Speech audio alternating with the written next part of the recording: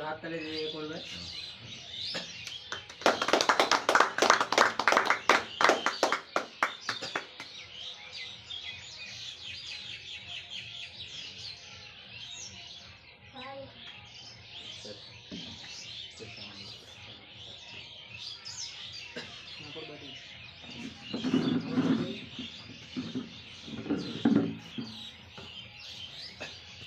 কেমন আছেন আপনারা? ভালো আছেন তো? চলুন, আমি হয়তো একটু লেট হয়ে গেছে, যতজন আসার কথা ছিল তারা হয়তো কোনো কারণে হয়তো আসতে পারেনি। তবে যদি সুযোগ থাকে, যদি সন্ধ্যাবেলা আসে, তাদেরকে আমি যতটা সম্ভব বুঝিয়ে যাব। আপনাদের এই যে জীবনের মূল্যবান সময় আপনারা যেহেতু দিচ্ছেন, আমি যতটা পারি আপনাদের কাছে আমি তুলে ধরবো। যা কিছু বলবো পুরো মন থেকে বলবো। আর অ্যাকচুয়ালি যে বিষয়টা নিয়ে আমি বলতে চাই, মানে খুবই গুরুত্বপূর্ণ বিষয়। এটা যদি আমরা আজকে এড়িয়ে দিই বা আমরা এই বিষয়টা নিয়ে যদি এড়িয়ে যাই, তাহলে আমরা কিন্তু ভবিষ্যৎ প্রজন্মকে কিন্তু একটা বন্ধা জমি বা উর্বর নয় এরকম জমি আমরা কিন্তু আমাদের প্রজন্মকে, আমাদের নেক্সট পিঢ়ি মানে ছেলে মেয়েদেরকে আমরা কিন্তু একটা বন্ধা জমি দিয়ে দিতে হবে। এই কারণে আপনাদের কাছে আজকে খুবই গুরুত্বপূর্ণ। আপনাদের কাছে বিশেষভাবে অনুরোধ করবো, আপনারা যতটাই আমি কথা বলবো আপনারা মন দিয়ে অবশ্যই শুনবেন, জানবেন।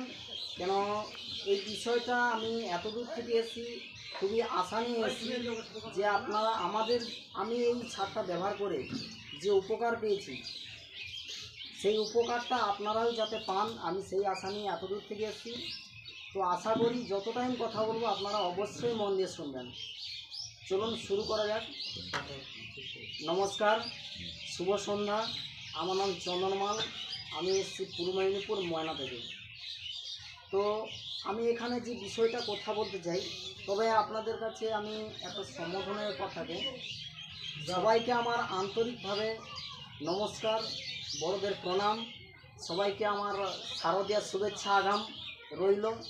তবে ভগবান যদি আমাকে যদি বাঁচিয়ে রাখে, আমি অবশ্যই আপনাদের মতো শারদীয়ার শুভেচ্ছা মানে দুর্গা উৎসবটা আমিও আনন্দ করতে পারবো। সবাই সুস্থ থাকবেন, ভালো থাকবেন। তো বিষয়টা হচ্ছে, আমি এই বিষয়টা এখানে কথা বলতে এসেছি। বিষয়টা হচ্ছে কৃষি বিষয়ক আলোচনা। কৃষি বিষয়ক বলতে আমাদের এই যে ধান চাষ বা পান চাষ বা সবজি চাষ, ফর এগ্রিকালচার পার্ট, মানে যত কৃষি পার্ট আছে সব ক্ষেত্রে আমরা আজকে আমরা যে পরিস্থিতি দাঁড়িয়ে আছি, সেই পরিস্থিতি নিয়ে আপনাদের কাছে আমি তুলে ধরবো। এটা আমার নিজস্ব অনুভব। এইটা আমাদের পরবর্তী ক্ষেত্রে আমার যে অনুভব হয়েছে সেটা আপনাদের কাছে আমি শেয়ার করতে এসেছি, তুলে ধরতেছি। যদি এইসব পয়েন্টগুলো আপনারা অবশ্যই পরবর্তীকালে যাচাই করবেন, অবশ্যই আপনারাও বুঝতে পারবেন যে এই ছেলেটা যা কিছু বলে গেছে সঠিক কথাই বলে গেছে। তো আপনাদের কাছে আমি কৃষি বিষয়ক নিয়ে আলোচনা করতেছি। দেখুন, আমিও কিন্তু একজন কৃষকের ছেলে। আমিও আগে আমাদের মাছ চাষের আগে আমাদেরও সবজি চাষ ছিল, ধান চাষ ছিল, পাট চাষ ছিল, সব কিছুটাই ছিল। আমিও একজন গরিব ফ্যামিলির আমিও ছেলে, প্লাস আমি কৃষকের ছেলে। তো আমার কৃষকের ছেলে বলে আমিও নিজেকে গর্ববোধ করি, আমিও নিজেকে সম্মান করি।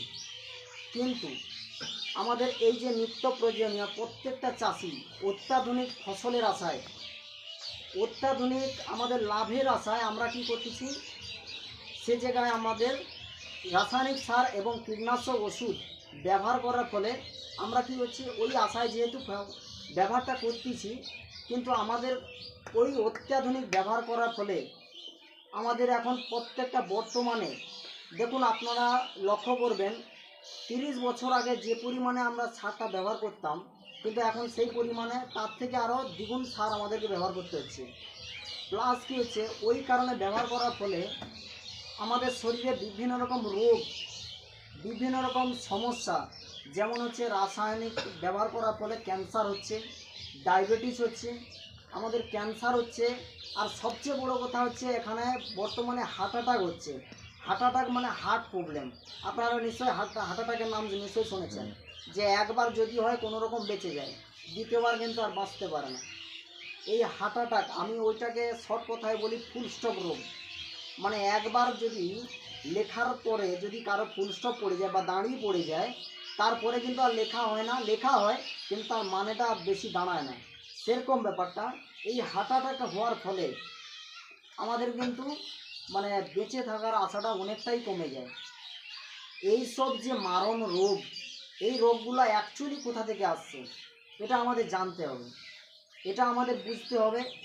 এখানের মাধ্যমেই আপনারা জানতে পারবেন, বুঝতে পারবেন অ্যাকচুয়ালি আমাদের সমস্যাগুলো আজকে হচ্ছে। আমরা সমস্যা হচ্ছে বড় বড় ডাক্তার দেখাচ্ছি, আমরা আগে বড় বড় সিনিয়র ডাক্তার দেখিয়ে আমরা কোনো রকম রোগটাকে সারিয়ে নিচ্ছি, রোগ নিরাময় করে নিচ্ছি, কিন্তু অ্যাকচুয়ালি রোগের উৎপত্তিটা কোথায় থেকে হচ্ছে সেটা আমাদের আজকে জানা উচিত। আমরা আগে জানতাম না, কিন্তু আজকে আমাদের জানতে হবে, সবাইকে জানতে হবে, ছোট থেকে বড় সবাইকে জানতে হবে। আজকে জানার আছে, বোঝার আছে। তো সেই সূত্রে আমি বলতে চাইছি এই যে অ্যাকচুয়ালি, আচ্ছা একটা প্রশ্ন আপনাদের কাছে করতে পারি। আচ্ছা বাবু, আপনি তো বয়সে বড়, আপনাকে একটা প্রশ্ন করতে পারি। প্রশ্নটা সিম্পল, এটা খুবই জানা দরকার, আমারও জানার ইচ্ছা হচ্ছে এই মুমেন্টে। আচ্ছা, এই ধরনের যে রোগগুলো হচ্ছে, এই যে এত সব প্রবলেম, মানে রোগগুলো যে আমাদের শরীরে হচ্ছে, আচ্ছা 30 বছর আগে কি এই ধরনের সমস্যা ছিল অতিরিক্ত? কিন্তু আজকে অতিরিক্ত দেখা দিচ্ছে। এখন কিন্তু প্রত্যেকটা মানুষের শরীরে এই ধরনের সমস্যাগুলো দেখা দিচ্ছে তো। দেখুন, আমাদের বয়সের, আমার থেকে অনেক বয়সে বড় আমার গুরুজন, উনি বলছেন যে 30 বছর আগে আমাদের এই সমস্যাগুলো এত পরিমাণে ছিল না, কিন্তু আজকে প্রত্যেকটা মানুষের শরীরে, ছোট থেকে বড় পর্যন্ত প্রত্যেকটা মানুষের শরীরে আজকে দেখা দিচ্ছে। এই যে ছোট ছোট বাচ্চাগুলো দেখবেন, মানে অল্প দিনে দাঁত পড়ে যাচ্ছে, দাঁত তুলতে হচ্ছে, প্লাস এদের চোখে দেখা যাচ্ছে না। এইগুলো আজকে আমাদের মানে আমরা যখন ছিলাম ছোট, বা এই বাবু যখন ছোট ছিল, এরকম প্রবলেম আমাদের আগে দেখা দিত না, কিন্তু আজকে আমাদের দেখা দিচ্ছে।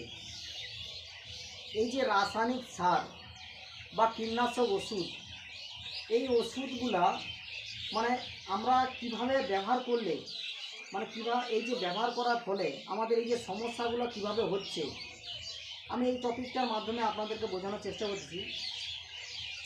কেমিক্যাল সার বা রাসায়নিক সার অত্যাধুনিক ব্যবহার করার ফলে আমাদের শরীরে যেমন বাসা বাঁধছে, সেরকম ব্যাপারটা এই যে জমিতে, আমরা তো জমি চাষ করি, জমিতে যে পরিমাণে আমরা সারটা ব্যবহার করি, যে পরিমাণে, যে মেজারমেন্টে আমরা যে কেমিক্যাল ফার্টিলাইজার যে সারগুলো আমরা ইউজ করতেছি, ওই সারগুলা ওর থেকে 20%, মানে 20% ওই সারটা কী হচ্ছে, ওই সবজি চাষ বা ধান চাষ বলো বা গম চাষ বলো, ওর শরীরের মধ্যে কিন্তু ওই গাছটার মধ্যে 20% যাচ্ছে, কিন্তু আর বাকি যে 80%টা, ওই 80%টা জলের সঙ্গে মিশে পুরো মাটির নিচে চলে যায়। ভূগর্ভস্থ জলের সঙ্গে মিশে, যে পানীয় জলের সঙ্গে মিশে যায়, ওই পানীয় জলটা কিন্তু আমরা খাচ্ছি। ওই পানীয় জলটা আমরা যেহেতু খাচ্ছি, আমরা কিন্তু ওই মনটা বুঝতে পারছি না, কিন্তু ওই পানীয় জলের মধ্যে ওই কেমিক্যাল সারে একটা লেড বা ধাতু থাকে, ওই ধাতুটা ওই পানীয় জলের সঙ্গে আমাদের শরীরে যায়। আমাদের শরীরে যাওয়ার ফলে আমাদের যে রক্তের যে কোষিকায় আছে, সেই কোষিকাতে ওই লেডটা আমাদের রক্তে মিশে যাচ্ছে। যেহেতু আমাদের শরীরে মিশে যাচ্ছে, মিশে যাওয়ার ফলে আমাদের শরীরে ক্যান্সারে পরিণত হচ্ছে। যখনই ওই কারণেই কিন্তু ওই লেডটা আমাদের কোষিকার মধ্যে যাওয়ার ফলে আমাদের শরীরে কিন্তু অত্যাধুনিক ক্যান্সারে পরিণত হচ্ছে। এইভাবে আমাদের শরীরে কিন্তু রোগের দেখা দিচ্ছে। আবার একটা জিনিস দেখবেন, একটা আপনাদের মনে হয়তো প্রশ্ন আসতেছে যে রাসায়নিক সার বা কীটনাশক ওষুধ এতটাই যদি বিপজ্জনক হয়, এতটাই যদি ডেঞ্জারাস হয়, ডেঞ্জারাস কিলার ফার্টিলাইজার, তাহলে ভারত সরকার কেন অনুমতি দিয়েছিল? এতটাই যদি আমাদের এই সার বা কীটনাশক ওষুধ এতটাই যদি ডেঞ্জারাস বা বিপজ্জনক, ক্ষতিকারক, তাহলে আমাদের ভারত সরকার কেন অনুমতি দিয়েছিল? তারও একটা কারণ আছে, আমি শর্টে বলি। তো প্রত্যেকটা এখনকার দিনে সবাই অ্যান্ড্রয়েড ফোন আছে, আপনারাও গুগলে গিয়ে সার্চ করতে পারেন, যে পুরো পরিষ্কার ওখানে ডিটেলসে দেওয়া আছে। আমি শর্টে আপনাদের কাছে মানে আলোচনা করতেছি। 1960 সালে আমাদের ভারতবর্ষে একটা খাদ্যের অভাব দেখা দিয়েছিল। যখনই খাদ্যের অভাব দেখা দিয়েছিল, তখন তৎকালীন যে সরকার, আমাদের ভারত সরকার, তৎকালীন সরকার ওই মুমেন্টে একটা ভেবেছিল যে আমাদের কোনো প্রকারে জনসংখ্যা যেহেতু বেড়ে যাচ্ছে, সেই নিরিখে আমাদের খাদ্যের যোগানটা কিন্তু আমাদের সঠিকভাবে যোগাতে হবে। সেই কারণে বিদেশ থেকে পুরো শঙ্কর ব্রিজ নিয়ে এসেছিল, শঙ্কর ব্রিজ প্লাস তোমার ওই ফার্টিলাইজার মানে কেমিক্যাল ফার্টিলাইজার রাসায়নিক সার নিয়ে এসেছিল, যার কারণে ওটা পরে পরে যখন ব্যবহার করতে থাকলো তখন অত্যাধুনিক ফলন হয়েছিল। অত্যাধুনিক ফলন হওয়ার ফলে আমাদের খাদ্যের অভাবটা কিন্তু পূরণ হয়েছিল। কিন্তু ওই সময় সরকার বলো বা ওখানে যে বিশেষজ্ঞ মানে যারা সায়েন্টিস্ট হয়, বিজ্ঞানী হয়, যারা কৃষি বিজ্ঞানী হয়, তারা কিন্তু বুঝতে পারেনি যে ভবিষ্যতে আমাদের এই যে কেমিক্যাল সার বা কীটনাশক ওষুধ ব্যবহার করার ফলে ভবিষ্যতে আমাদের কী ক্ষতি হতে পারে, কী বিপজ্জনক পরিস্থিতি আমাদের দাঁড়াতে পারে, সেই জিনিসগুলো আমাদের আজকে প্রতিফলন করে দেখতে পাচ্ছে সবাই। আজকে ভারত সরকারও কিন্তু বুঝতে পারছে যে অ্যাকচুয়ালি কেমিক্যাল সার আর কীটনাশক ওষুধ ব্যবহার করার ফলে আমাদের যে অত্যাধুনিক রোগ দেখা দিচ্ছে, এইসব জিনিস এইসব পরিস্থিতি দেখার পরে আমাদের ভারত সরকার এখন প্রচার করতেছে। এখন হচ্ছে কৃষি মন্ত্রী, কেন্দ্রীয় মন্ত্রী, ভারত সরকারের কৃষি মন্ত্রী মিস্টার শিবরাজ সিং চৌহান, উনি প্রত্যেকটা জায়গায় কিন্তু প্রচার করতেছে, প্রত্যেকটা জায়গায় যে কেমিক্যাল সার বর্জন করুন, ধীরে ধীরে করে বর্জন করুন আর জৈব সার ব্যবহার করুন। দেখুন এই মানে আজকে ভারত সরকারও বুঝতে পেরেছে যে আজকে আমাদের কী পরিস্থিতি হতে পারে। আমরা যদি এইসব জমিগুলা আপনারা মানে আজকে ভগবান না করে আমি যদি মারাও যাই, আপনারা অবশ্যই মনে রাখবেন এই যে জমিগুলো আপনারা কন্টিনিউ তো রাসায়নিক সার ব্যবহার করছেন, আজ থেকে ঠিক 20 বছর পরে আপনারা যদি কন্টিনিউ এইভাবে ব্যবহার করতে থাকেন, যেটা কৃষিমন্ত্রী বলেছে, আমার কথা নয়, ওটা কৃষিমন্ত্রী, আমাদের ভারত সরকারের যে কৃষিমন্ত্রী উনি বলেছেন যে এইসব জমিগুলায় যে আমরা যদি কন্টিনিউ যদি রাসায়নিক সার বা মানে কীটনাশক যে ওষুধটা আমরা যদি কন্টিনিউ ব্যবহার করতে থাকি, বড় জোর 20 বছর 20 বছর আমাদের এই জমিটা ঠিক থাকবে, তারপরে কিন্তু পরে পরে বন্ধা হয়ে যাবে। বন্ধা মানে জমিতে আর কোনো ফসল হবে না, কোনো ফলন হবে না। দেখুন আপনাদের জমি আমি অনুরোধ করবো আপনাদের, আমিও কৃষকের ছেলে, আপনারাও সবাই আমরা একই লেভেলের ছেলে, আমরা সবাই একই মানুষ। আপনাদের কাছে একটা অনুরোধ আমি রাখতে এসেছি যে আপনারা অবশ্যই আপনাদের জমির মাটি আপনারা পরীক্ষা কেন্দ্রে কিন্তু পরীক্ষা করাবেন। দেখবেন ওখানে যে মাটিতে আমরা কি পাচ্ছি, কেমিক্যাল সারে কী কী দিচ্ছে। কেমিক্যাল সারে আমাদের ব্যবহার হচ্ছে কন্টিনিউ হচ্ছে পটাশ, ইউরিয়া আর ফসফেট, এই তিনটা জিনিসই ব্যবহার হচ্ছে। আর যখনই আমাদের ওই ধানটা যখন হচ্ছে মানে যখন ধানটা আমাদের গাছে আসতেছে ফলনটা, ওই মোমেন্টে আমরা সালফেট ব্যবহার করে থাকি। কিন্তু আমরা প্রতিনিয়ত আমরা এই তিনটে জিনিস ব্যবহার করে থাকি, ইউরিয়া, ফসফেট, পটাশ। কিন্তু ইউরিয়া, ফসফেট, পটাশ এটা দিয়ে কিন্তু তোমার ধান চাষের বা মাটির যে কোয়ালিটি, মাটির যে পুষ্টি, ওই তিনটা উপাদান থেকে কিন্তু পাওয়া যায় না।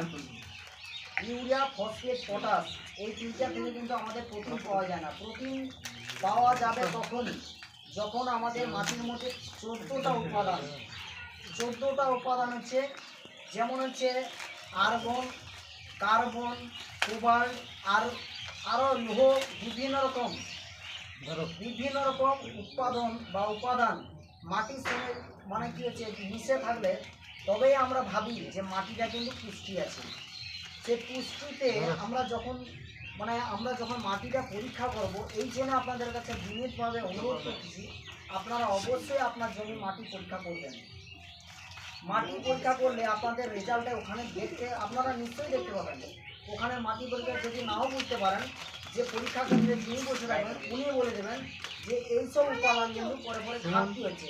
আমার জমিতেও কিন্তু ঘাটতি দেখা দিয়েছিল, এইসব উপাদান কিন্তু ঘাটতি দেখা দিয়েছে। আমি ধীরে ধীরে কি করেছি, এই জৈব সার, এই যে বালতিটা আপনাদের দেখালাম, এই বালতিটা জৈব সার ব্যবহার করে আমিও ধীরে ধীরে ব্যবহার করতে করতে করতে আমার জমিটা এখন ব্যালেন্সে নিয়ে এসেছি। এইগুলো আপনাদের জানার দরকার, বোঝার দরকার। সাথে আর একটা জিনিস আপনাদেরকে বলবো যে জমি বন্যা হয়ে যাচ্ছে, কি আপনার জমির মাটিটা কি ঠিক আছে, কি ভালো আছে, না খারাপ পরিস্থিতি চলে আছে, বা কোন পরিস্থিতি আছে, সেটা আপনাদের আনুমানিক 2-4টা পয়েন্টের মধ্যে আপনাদের কাছে আমি বলতে চাই, তুলে ধরতে চাই।